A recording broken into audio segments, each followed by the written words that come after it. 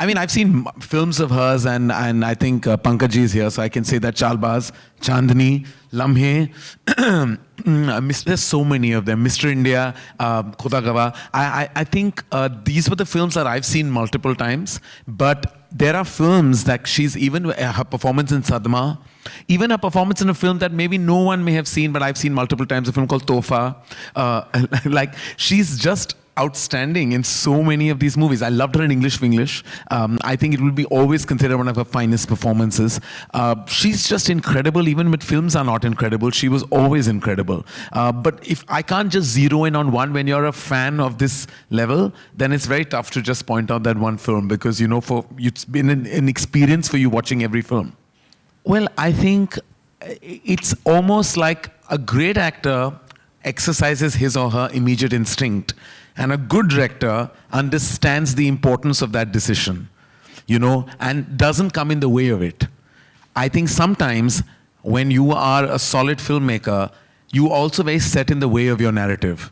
You know, you're so entrenched with your narrative that sometimes you don't understand when somebody's done something that may be outside of the, you know, of the narrative or outside of the scene or the moment. It may not immediately agree with you in your head, but you should understand the importance of what it can do for your film. You know, and that is when you kind of agree with that immediate instinct of a solid actor and go with it, as opposed to coming in the way. Because many a time I've seen that happen as a producer myself. I've seen that sometimes an actor has taken a very sharp decision and a director has come in the way of that and actually grabbed that scene or that moment from some kind of genius because of it. It was the film called Kalank, where she was playing Madhuri's role, and she had agreed to do it. And she was prepping for it. We had gone and met her, and she was playing like a head courtesan of an area, and she was also had an illegitimate son in the film, and it was a layered, and she had one major song in it, and it was my big dream to actually work with her. Though I wasn't directing the film, I was producing it. And we had multiple sessions, and unfortunately, she passed away in February, and the film was going on the floors in April. And right after that, I mean, you know, we just didn't take any decision for a month, and then we went to Madhuri, and, you know, and she was very gracious and completely, I think, being somebody who admired. She was not only a colleague and contemporary, but someone, I think, even though they weren't friends, but at a distance, I think, as an actor, she respected the craft and the brilliance of Sridevi, and she felt this was her way of paying tribute to her. Yes, I did get to meet Sridevi once.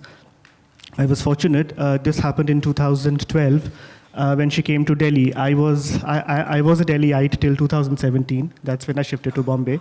So 2012 was when she was in Delhi promoting English Winglish. And I had been a part of the promotions, being a fan and, you know, being completely euphoric that she was making a comeback after 15 years. So I was in touch with Gauri and Balki, and I had kind of, as they say, I had latched on to the whole promotional campaign that do this, do that, it is a Sridevi comeback after all. So they were completely friendly with me. So they invited me to meet her when she came to Delhi. That's when I met her, very briefly. Spoke a few words, extremely magical, extremely shy. I still have that photograph, and what makes that even more special is that Gauri Shinde took that picture. So yeah, so that's a memory I'll always cherish.